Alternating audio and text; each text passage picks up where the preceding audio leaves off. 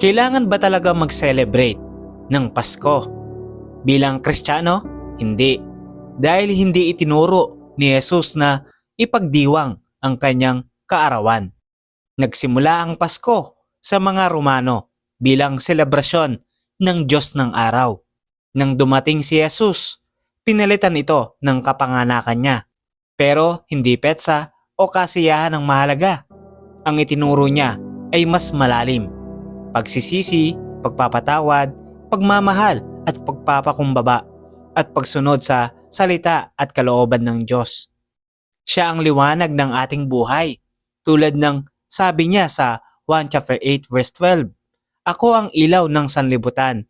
Ang sumusunod sa akin ay hindi lalakad sa kadiliman, kundi magkakaroon ng ilaw ng kabuhayan. Hindi lang tuwing December 25 natin dapat alalahanin ang gawain ni Jesus. Dapat sa bawat araw ng ating buhay dahil tinubos niya ang ating mga kasalanan at binigyan tayo ng pagkakataong magbago. Kaya bilang Kristiyano, sundin natin ang salita ng Diyos, hindi tradisyon ng tao. Halina't sumama sa Bible study at tuklasin ang liwanag ni Jesus sa bawat araw ng ating buhay. Amen.